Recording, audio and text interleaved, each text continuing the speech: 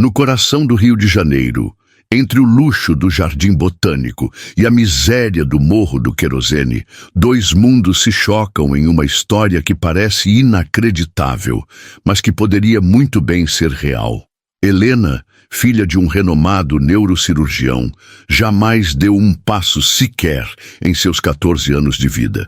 E ninguém, nem os médicos mais respeitados do país, acreditava que isso fosse mudar.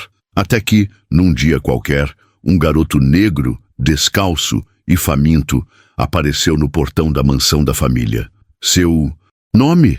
Kaique. E o que ele disse mudaria tudo. Posso tentar? Helena vivia em silêncio. Filha única de um dos mais renomados neurocirurgiões do país, ela cresceu cercada de tecnologia de ponta, diagnósticos complexos e tratamentos experimentais.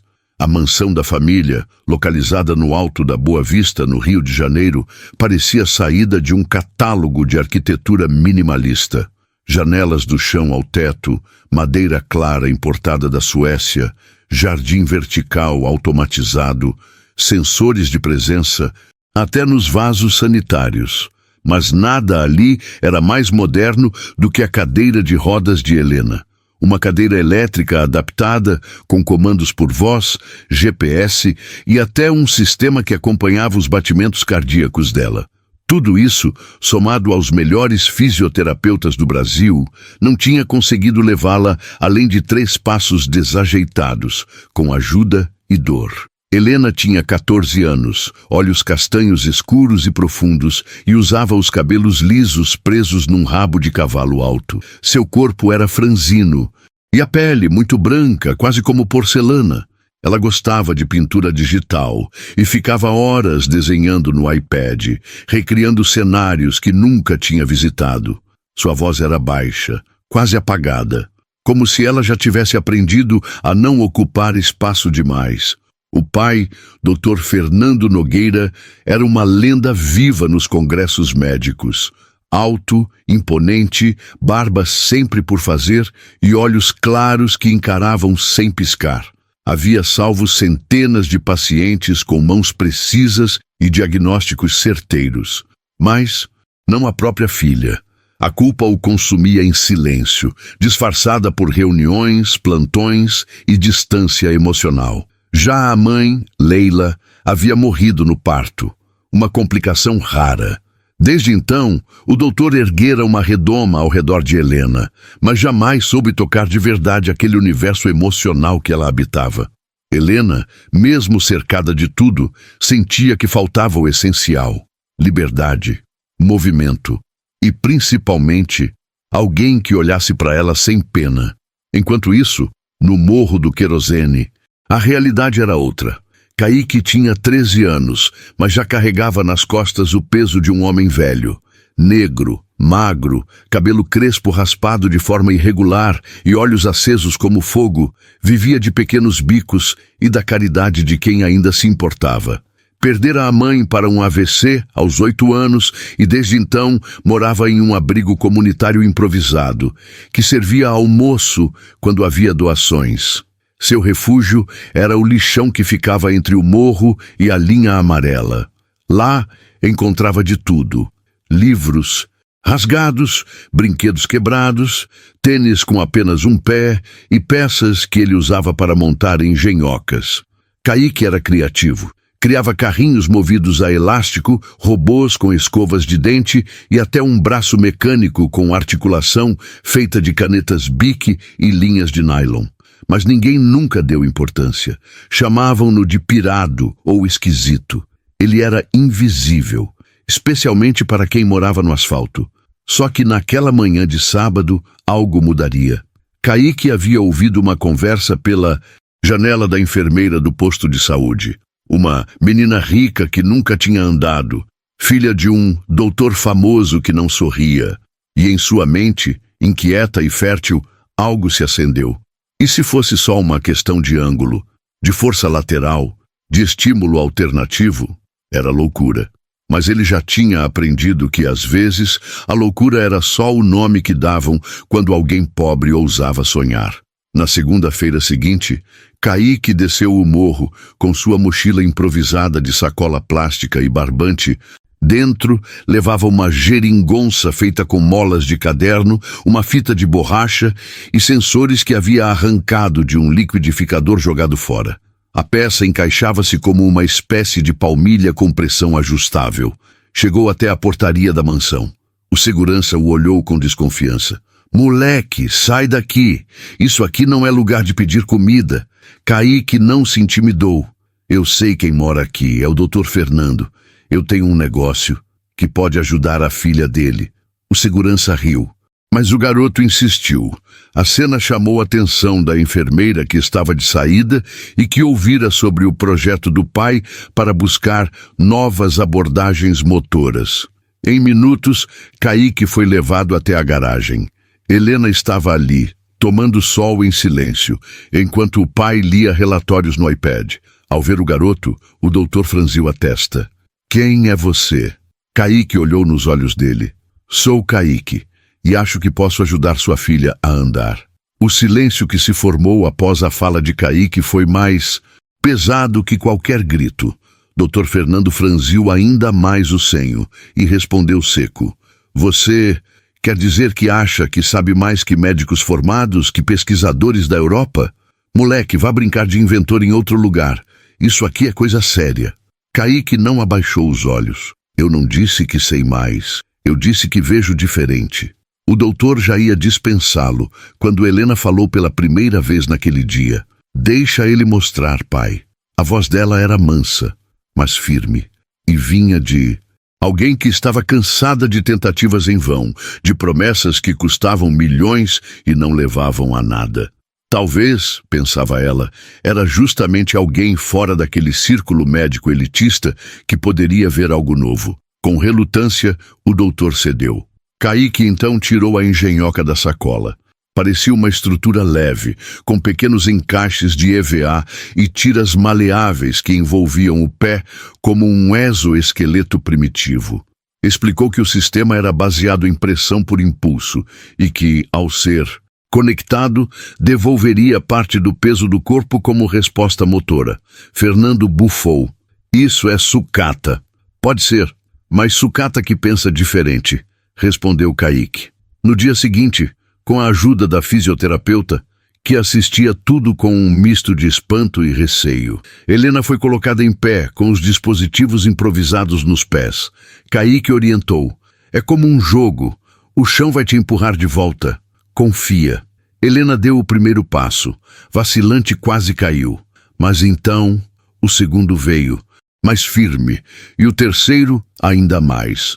Dr. Fernando largou o iPad no chão. Em lágrimas contidas, a fisioterapeuta se ajoelhou. Ela andou. Kaique apenas sorriu, como quem sabia que ver o mundo diferente era sua maior força. Naquela noite, Fernando passou horas analisando a engenhoca. Por trás do improviso, havia ali princípios científicos sólidos. O menino não era um charlatão, era um gênio ignorado pelo CEP errado. 2 dias depois, uma jornalista que fazia uma reportagem no bairro Nobre ouviu falar da menina que andou graças a um garoto de rua. A história virou viral. Blogs, redes sociais, canais de TV, todos queriam ver Helena e Kaique. Mas o que para alguns era motivo de admiração, para outros era escândalo. A elite médica passou a ironizar o doutor. Vai trocar Harvard por lixão agora? Amigos começaram a se afastar. Investidores de sua clínica privada ameaçaram cortar verba. Um dos médicos mais renomados do país estava sendo colocado contra a parede por causa de um garoto negro da periferia. Mas o pior ainda estava por vir. Na sexta-feira, uma repórter tentou entrevistar Kaique. Ele, tímido, recusou. A mulher branca, loira, com vestido de linho caro, não escondeu o desprezo. Não precisa fingir humildade, meu bem. A gente sabe que vocês só querem fama agora. Helena ouviu e viu. No mesmo dia, durante o jantar na mansão, um empresário parceiro do doutor comentou: Você está ficando muito sentimental, Fernando. Ajudar em pobre é uma coisa, Colocar um moleque desses no centro do seu projeto, aí é loucura. Olha a cor dele. Vai atrair o quê? O garfo de Helena caiu no prato. É essa gente que sempre disse que eu nunca ia andar, ela disse. E é essa gente que quer decidir quem pode me levantar? Fernando não respondeu, mas à noite ficou em pé, na varanda, vendo Kaique deitado na rede improvisada dos fundos, olhando o céu estrelado sem pedir nada. Ali, o doutor começou a enxergar não só o talento do garoto, mas a humanidade que ele próprio havia enterrado. No pátio interno do Instituto de Reabilitação, o sol da manhã cortava a bruma espessa que ainda se agarrava aos vitrais. Lá dentro, Rafael vestia um jaleco branco emprestado, 2 números acima, mas carregava nos olhos um brilho que nenhum uniforme jamais daria. Ele passava as mãos nervosas pelo cabelo, tentando manter os cachos rebeldes sob algum controle, enquanto seus olhos encaravam o centro de fisioterapia com uma determinação que misturava fé e loucura. Ana Clara estava posicionada na maca adaptada, as pernas frágeis apoiadas por correias almofadadas. Ao lado, Dona Elvira segurava uma imagem de Santa Teresinha, enquanto o pai, Dr. Gustavo, observava tudo com um ceticismo contido, braços cruzados e sobrancelhas arqueadas. Ele já havia perdido as esperanças, e talvez fosse isso que mais o doía, não conseguir mais acreditar nem por um segundo. Eu não tenho formação, disse Rafael, voz trêmula, mas eu tenho fé. Me deixa tentar. Se nada acontecer, pelo menos ela vai rir um pouco. Um silêncio constrangedor pairou. Um fisioterapeuta oficial ameaçou intervir, mas foi interrompido por Elvira, que com lágrimas nos olhos disse: "Deixa, Gustavo. Se ela nunca tentou, que mal há em tentar agora?" Com autorização relutante, Rafael se aproximou, ajoelhou-se ao lado da cama e olhou dentro dos olhos de Ana Clara. Não disse nada, apenas sorriu.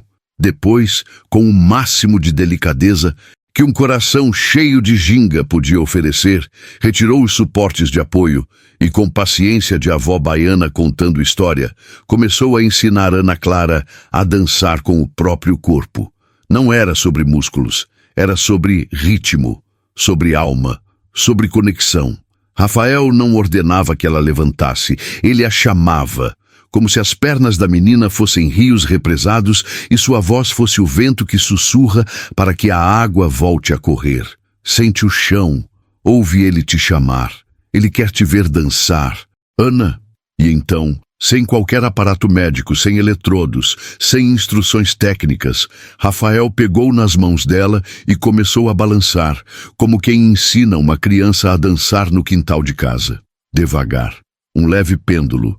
E então, como se o milagre fosse um tropeço da natureza, a perna esquerda de Ana Clara tremeu. Só um pouco, mas foi o suficiente para que Dona Elvira desabasse em choro e que o coração de Dr. Gustavo se contraísse em dor e incredulidade. A sala pareceu parar. Enfermeiros, médicos, pacientes ao fundo, todos emudeceram. E ali, naquele instante silencioso, onde o tempo parecia conter o fôlego, Rafael sussurrou: "Tá vendo? Você tá aí dentro. Eu só te ajudei a lembrar." Ana Clara olhou para ele, os olhos marejados, a boca entreaberta. E então, com esforço visível, ergueu a mão e tocou o rosto de Rafael. "Você me ouviu", disse ela, com um sorriso que parecia atravessar o próprio destino. A notícia do menino de rua que fez a menina andar atravessou as paredes do instituto como uma centelha em palha seca. Primeiro foram os funcionários que murmuravam nos corredores. Depois foi a secretária da direção que compartilhou a história com o porteiro, que contou ao motorista de ambulância, que gravou um áudio que foi parar num grupo de WhatsApp com centenas de membros. No fim da tarde, o vídeo amador feito por um paciente com celular escondido já havia viralizado. O título no TikTok: "Milagre no Leblon. Mendigo ensina filha de médico a andar." Rafael, porém, não sabia de nada. Ele havia saído pela porta dos fundos com o coração pulsando gratidão. sem imaginar que naquela noite ele viraria símbolo nacional. Mas a ressonância não era só digital. No quarto, Ana Clara pedia para tentar de novo. Na sala, Dr. Gustavo tremia ao revisar os exames, percebendo que algo havia mudado de fato na resposta neuromuscular da filha.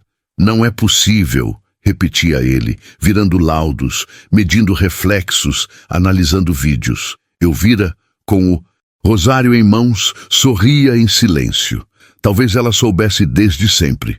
Enquanto isso, Rafael dormia em um colchão improvisado no galpão de uma igreja abandonada em Ramos. Ao seu lado, um radinho de pilha tocava Jorge Benjor, e ele sonhava com uma Ana Clara rindo. Na manhã seguinte, a imprensa acampava na porta do hospital. Queremos entrevistar o milagreiro. Quem é o menino? Qual seu currículo? Mas Rafael sumiu. Não deixou endereço, não quis fama, não esperava reconhecimento. Ele era só um menino que acreditava na força de uma batida, de um coração, de um tambor, de uma esperança. Foram 2 dias sem sinal de Rafael. Enquanto os repórteres ocupavam as escadas do hospital, Ana Clara recusava os aparelhos e insistia em treinar sozinha. Algo dentro dela havia despertado. O medo ainda existia, mas ele agora era acompanhado de um outro sentimento que ela jamais experimentara antes: autonomia.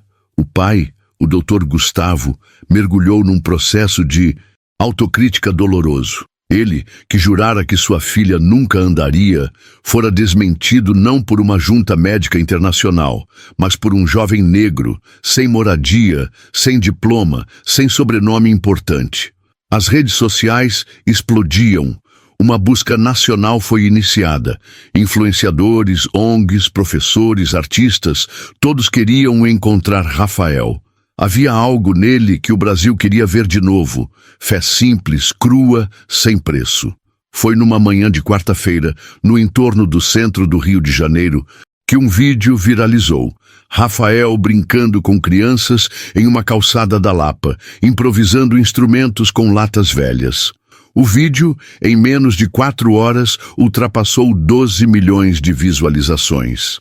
A legenda dizia: ele só queria ensinar as pessoas a se sentirem vivas. A produção de um programa dominical de TV correu até lá com câmeras. Rafael, confuso, recusou a entrevista. Disse que não queria ser notícia, queria apenas dançar com a vida e fazer os outros dançarem também. Mas o Brasil não deixaria ele escapar tão fácil. Naquela mesma noite, Gustavo bateu na porta da casa de acolhimento onde Rafael estava hospedado por uma ONG. Levava nas mãos um envelope. Eu vim te oferecer um emprego, um quarto, uma nova chance. Rafael não respondeu de imediato. Pegou o envelope e viu que dentro dele havia algo mais precioso que qualquer proposta. Uma foto dele e Ana Clara sorrindo juntos, lado a lado, de pé. Ela quer te ver de novo. E Rafael, pela primeira vez na vida, chorou sem culpa. O reencontro aconteceu 1 semana depois, no mesmo centro de fisioterapia. Mas agora, a sala não estava vazia. Médicos de várias partes do Brasil vieram observar o método Rafael, como muitos já estavam chamando. Entre eles, especialistas céticos e estudiosos renomados, todos ansiosos para entender como alguém sem nenhum preparo técnico fora capaz de desbloquear o que a medicina jamais conseguira. Mas Rafael não queria explicar. Ele se aproximou de Ana Clara, agora com uma fita vermelha no cabelo e uma cadeira de rodas empurrada por conta própria, e disse apenas: "Vamos tentar mais uma vez?" Ela assentiu. E ao som de um pandeiro improvisado, Rafael começou a batucar com as mãos no próprio peito. Ana Clara sorriu, segurou em suas mãos e, com esforço, se pôs de pé. Passo após passo, como uma criança aprendendo a andar, ela atravessou a sala, enquanto lágrimas escorriam de dezenas de rostos. Ao final, os dois se abraçaram. Mas foi mais do que um abraço. Foi a conexão de 2 mundos que o Brasil insiste em manter separados, o dos invisíveis e o dos inatingíveis. Dr. Gustavo pediu desculpas publicamente. Dona Elvira abraçou Rafael como a um filho. Ana Clara, agora andando com a ajuda de bengalas adaptadas, passou a estudar música. E Rafael? Ele virou símbolo, foi convidado para palestras, entrevistas, homenagens, mas recusou quase tudo. Preferiu abrir um pequeno centro comunitário em Madureira, onde ensinava crianças a ouvirem seu próprio corpo, suas batidas, seus ritmos. Na entrada do centro, uma placa. Aqui não ensinamos a andar, ensinamos a não desistir. Essa história é ficção, mas poderia muito bem ser realidade. Quantos Rafaéis você conhece? Quantas Ana Claras existem, esperando apenas alguém que as escute, que as enxergue além da deficiência, além do preconceito? Se essa história tocou você, curta, comente e compartilhe. Vamos espalhar esse legado, vamos provocar reflexão. O legado da cor não é só sobre dor, é sobre superação, sobre reencontro, sobre a beleza escondida onde ninguém quer olhar. Inscreva-se agora. Aqui as vozes não se calam. Aqui os invisíveis ganham luz.